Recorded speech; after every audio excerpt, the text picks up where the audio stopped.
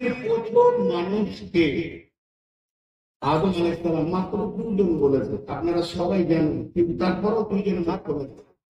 পৃথিবীর প্রথম মানুষকে আদম আলাইহিস সালাম, পৃথিবীতে প্রথম মহিলাকে হাওয়া আলাইহিস সালাম, পৃথিবীতে প্রথম রাত না দিন বলেন, যে বলতে পারবে তার কাছে 1000 টাকা দিব, মসজিদের লেগে আমি নিজে মনে। পৃথিবীতে প্রথম কি রাত না দিন? রাত।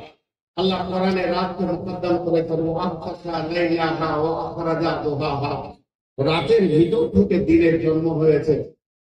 তেমনি পৃথিবীতে প্রথম প্রথম প্রথম প্রথম প্রথম প্রথম বলে অনেক কিছু আছে।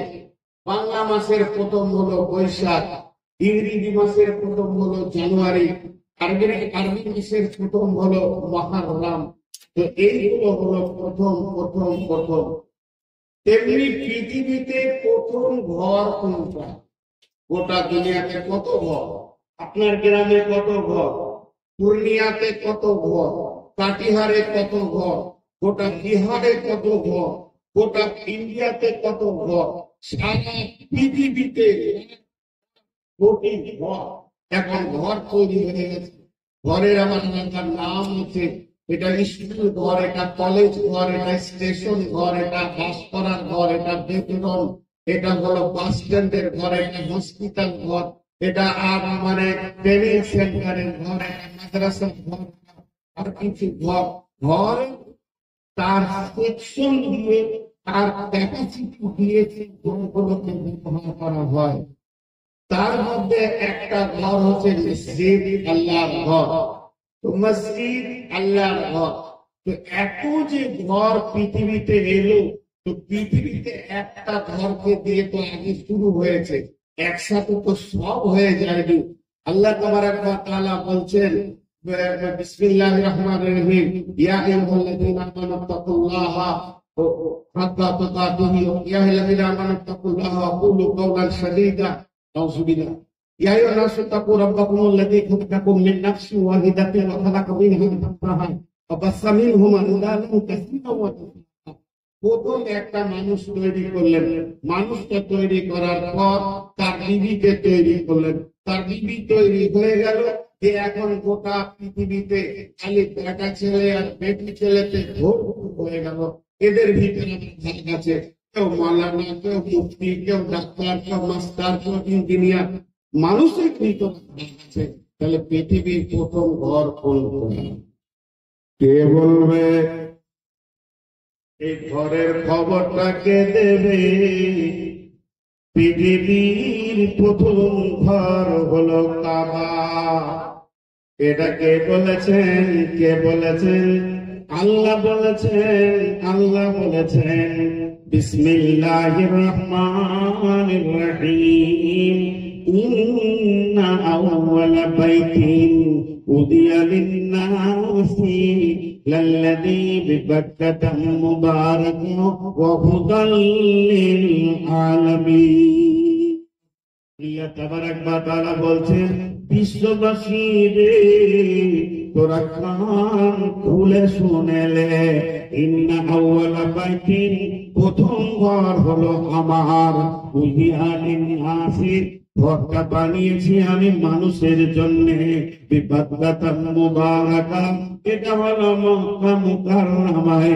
আর ওই ঘরটা বানালাম, ওটা দোকান বানাবো না, ওটা মাকান বানাবো না, ওটা হসপিটাল বানাবো না।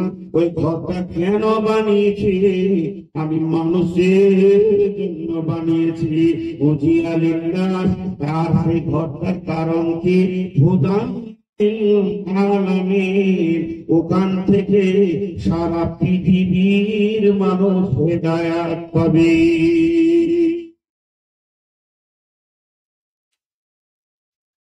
দু তিনটি কথা বলা হয়ে গেল। ঘরটা হলো প্রথম ঘর, ঘরটা কার? আল্লাহ।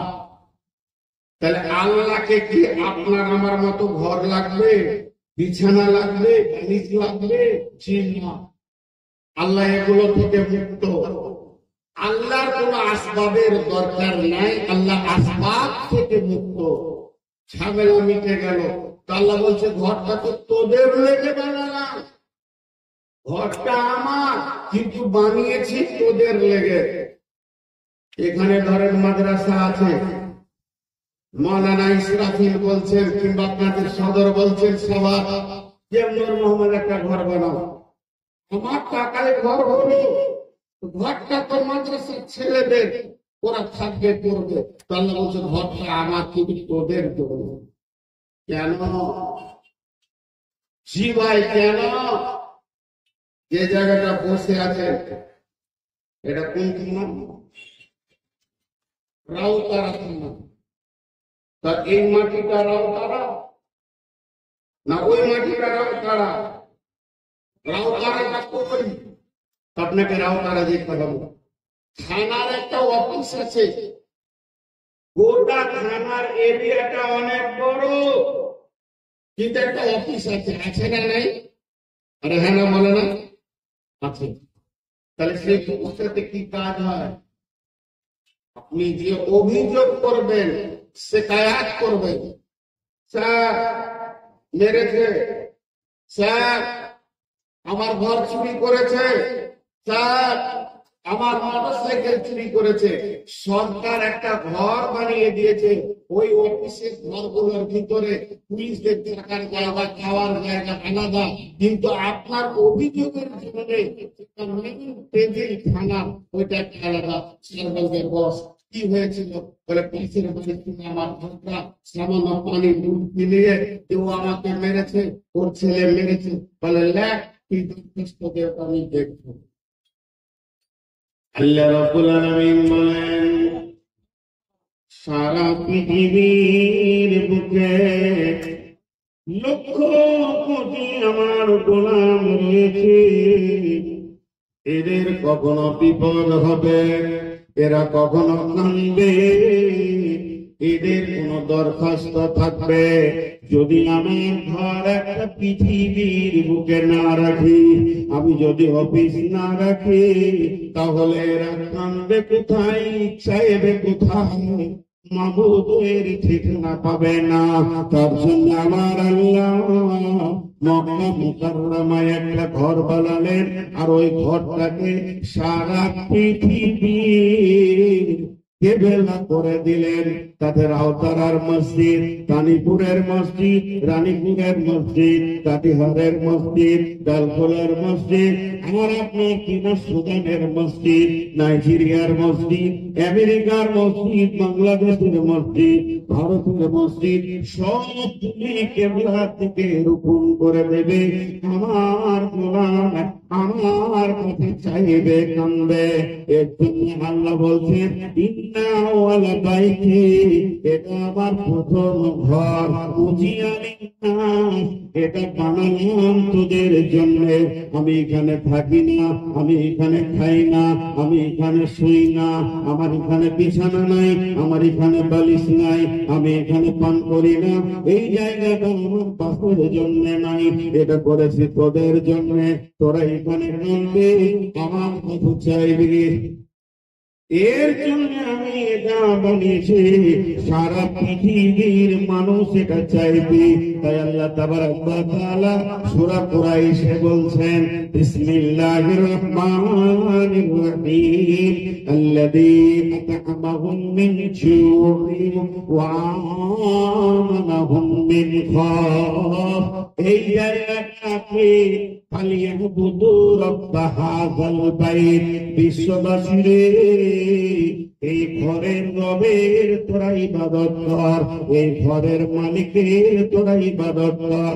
আপনাদের গ্রামে একটা ঘর রয়েছে, ওই ঘরটার মালিক হলো আল্লাহ, ওই আল্লাহর তোরা ইবাদত কর, ওই ঘরের মালিকের ইবাদত কর। লাভ হবে কি?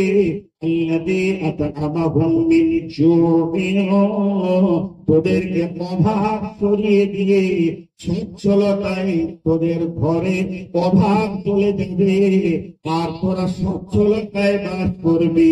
আর কি হবে ও আমানাহুম মিন খাওফ, আর যখন তোকে মারতে আসবে আমার আল্লাহ তোদেরকে আমান দেবে, নিরাপত্তা দেবে।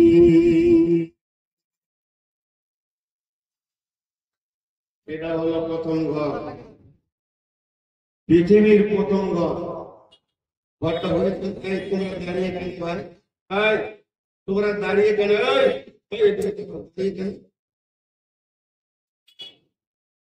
বসো না, বসো ভাই, বসো বসো। শোনা মানে আল্লাহর গোলাম রসুলের উম্মত, বসে যাবো। ভাই আপনাদের বিরক্ত লাগছে নাকি? যা কথা বললাম, বিরক্ত লাগছে? তো এটা হলো প্রথম ঘর।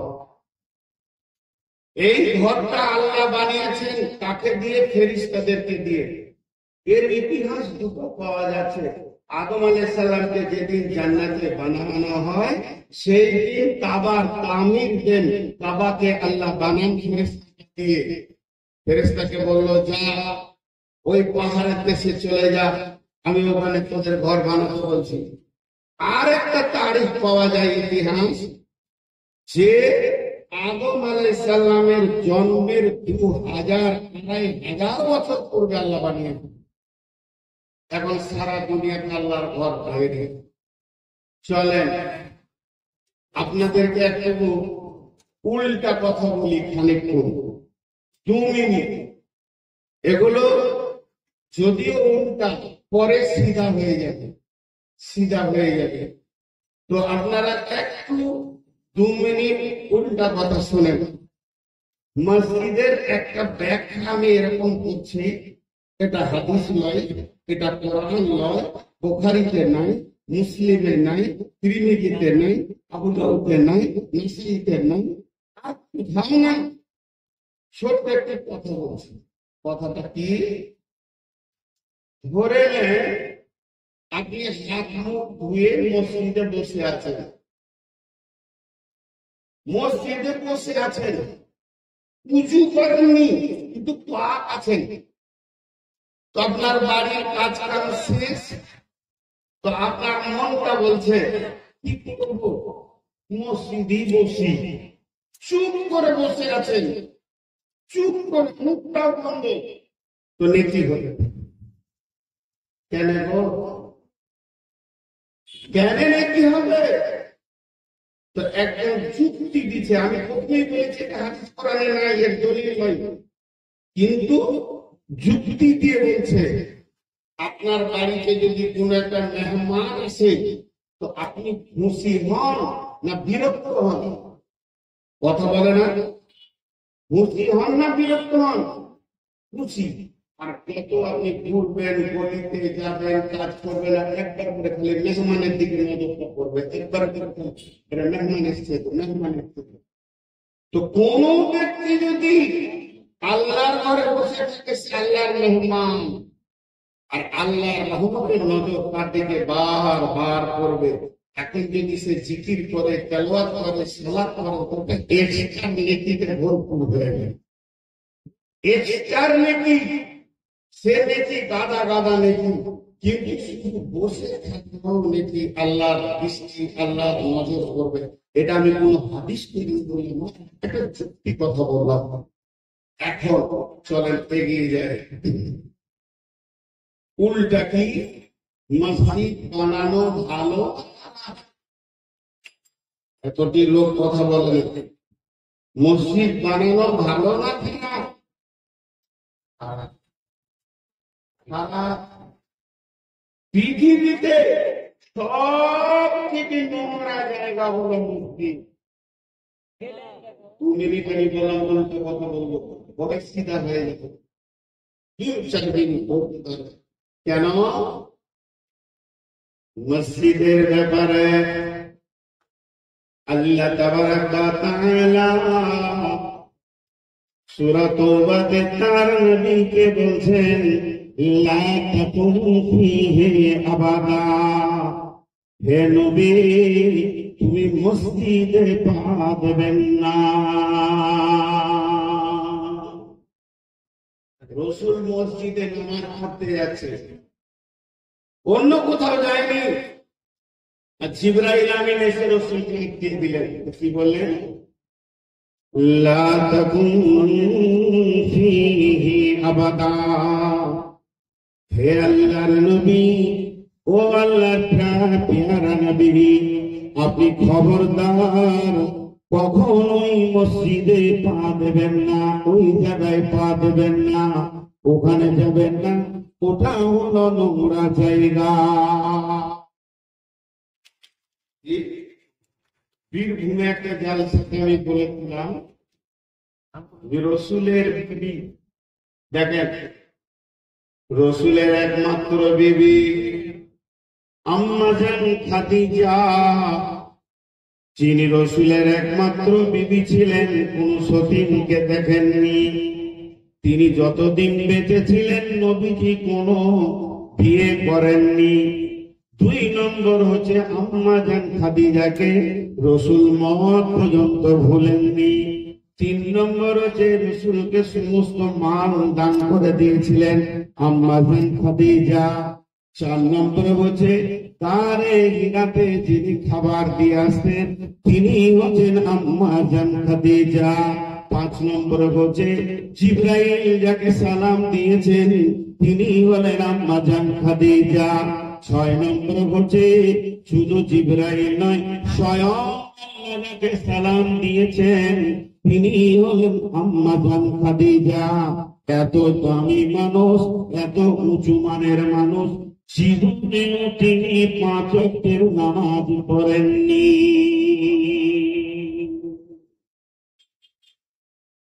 তাহলে তো আমাদের মা বোনেরা খুশি হয়ে গেল।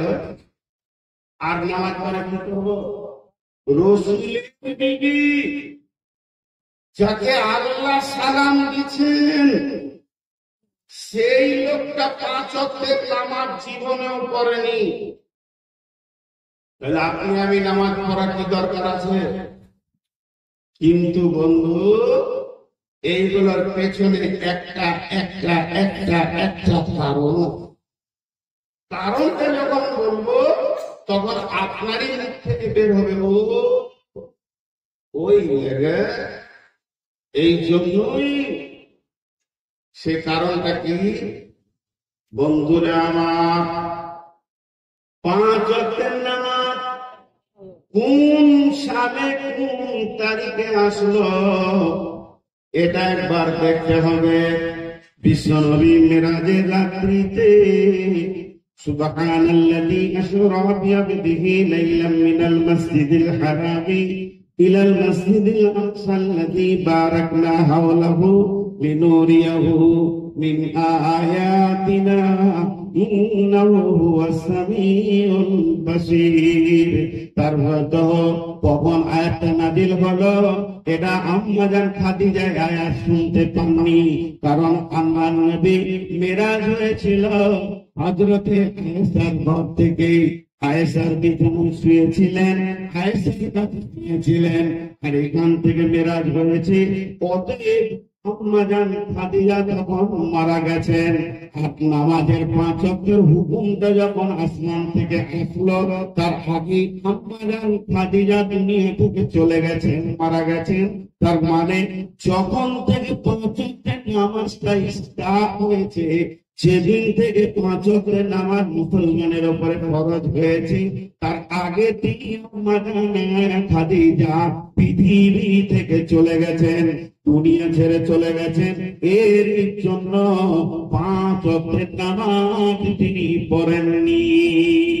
এ কথাটা বলা ভুল হবে, বরং এইরকম বলতে হবে তিনি তার জীবনে, তিনি তার হায়াতে 5 ওয়াক্তের নামাজের হুকুমটা পাইনি। জায়গাটা ক্লিয়ার হয়ে গেল। মা বোনেরা বলবে হ্যাঁ তাহলে নামাজ পড়তে হবে।